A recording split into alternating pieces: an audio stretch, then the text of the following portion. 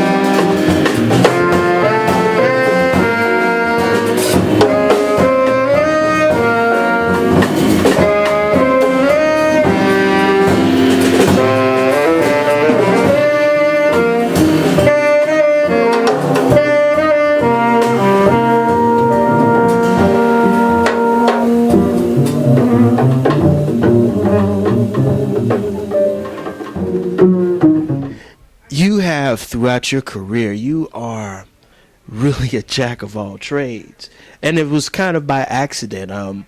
You're an excellent band arranger and writer and composer, but you're also one of the most requested philosophers and instructors of of the music, yeah. And your technique is very unique. I don't know how that happened, but something's happening in that department, yes. What is it about your technique? Explain your technique, because I've read your book and I've seen lots of videos, but one of the things that I really admire about this technique that you've been doing for almost 20 years is the fact that you don't want the musicians to take themselves seriously, but at the same time to perfect what they normally do and pay attention to what they do as well. Well, now, we're not talking about guys in my band, because the people in my band don't need to read my book. And I would never presume to guide them in any way. I put out there what the point of the music is, and then they take it where they want to take it.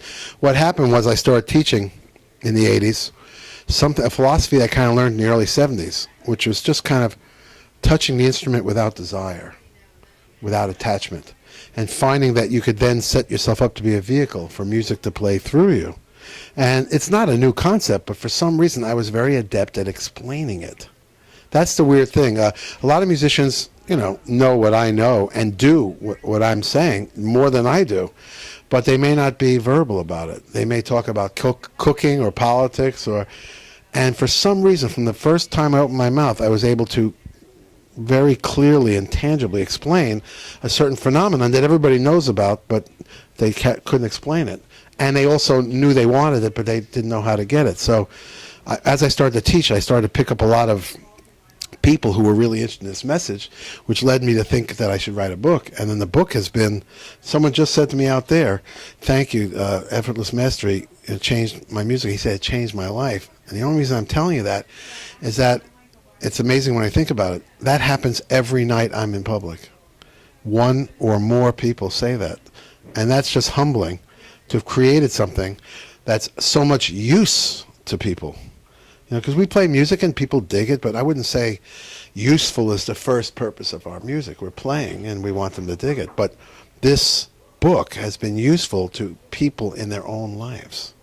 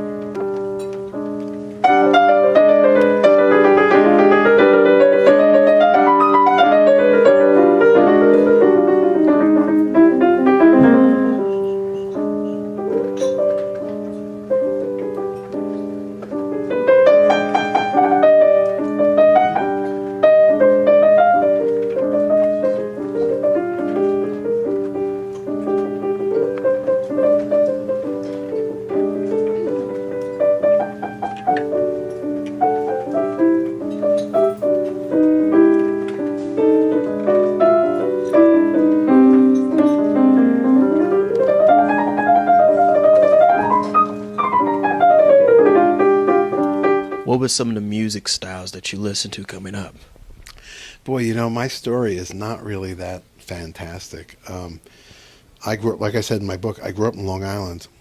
I was a heavy TV watcher and movie watch. I liked movies and TV. It just so happened that music just came naturally to me. So I got all the way through high school willing myself to play better and better, not really working on it.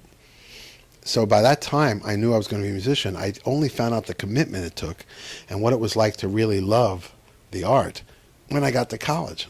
And for a while there, it was horrible because I was caught between who I was and what you had to be in order to do this music. My listening growing up is laughable. I mean, it was like Roger Williams. I don't know if you even know who that is.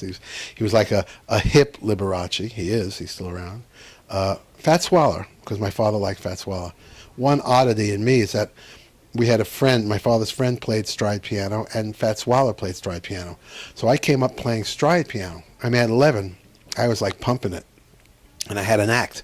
I used to put garters on my sleeves and checkered shirt and a straw hat, and I'd sit down and play, you know, not really the hippest tunes, but like 59th Street Theme, I'm Looking Over a Four-Leaf Clover. I mean, tunes from the 20s, and I'd be doing it like that. And it was only till junior high school I found out the way you're supposed to use the left hand in modern jazz. So it was a very weird thing. Music was just there. I liked George Gershwin. I liked Andre Previn. It's just I hadn't really seen much. Somebody played me John Coltrane, My Favorite Things, in junior high school, and I hated it. I thought it just went on and on and on. I knew nothing about this. It wasn't until I got to college that my roommate, even before Berklee, when I was at Manhattan School of Music, my roommate was a real bebop alto player, and he really started to educate me. And the first record that captured my heart of all things was In a Silent Way. Talk about Miles's electronics, because I was into this sort of, you know, not psychedelic, but, you know, that kind of altered reality type of, that's what I craved. And that record was so egoless. You know, you never really noticed anybody soloing. Joe Zawinul was very responsible for that. Yeah, it's true, but it's no accident it was Miles's record, because if you go back several years before that, the same thing is achieved on Kind of Blue. I mean, as the greatest soloists of the time, but I don't really think of course I know their solos, but I don't really think of their solos. I think of that group vibe. You put the record on, and the room fills with a vibe that's being created by the group. And I think that's a great lesson for us, which is harder to do in a live record, which is why I also love the studio record, where you could just really go into that vibe and not have to, you know, not feel the passion of throwing it back and forth to people. But so that was the first thing that grabbed me, and that direction was very wide open in 1969, 1970. You know, everything was wide open then.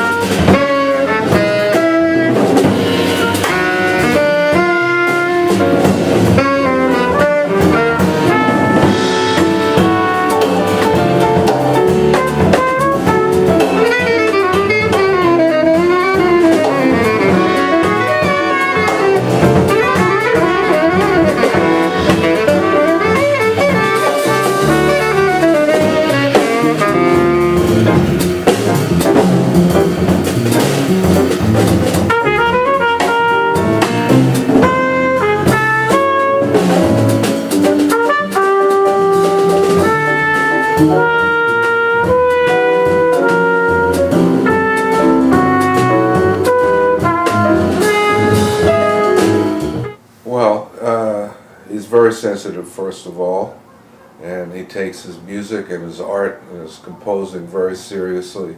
And I think he's one of the foremost composers of our generation. Not only is very expansive, he writes for orchestra, he can write for big band, he can write many styles.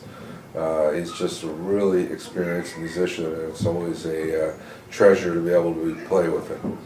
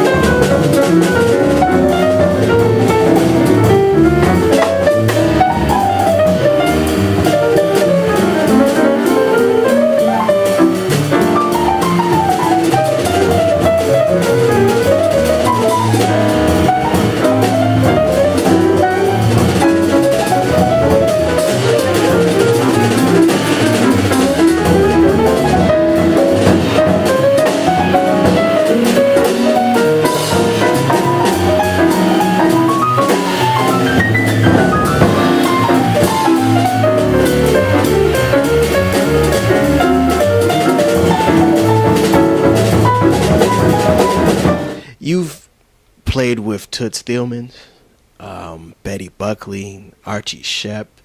You've had a plethora of different musical styles. Has that crept into some of the music that you've recorded throughout your 25 years in the business? Absolutely. And if you just take the three names you said, then you understand. I have, in my mind, sort of a chameleon type quality because I don't have a style that I'm protecting. What I do is I react to the musicians. That's why I have to have very creative musicians in my band. But if you're just a person that reacts, I react to the musician and then that's my solo. Imagine how different it is to be reacting to Betty Buckley or reacting to Archie Shepp.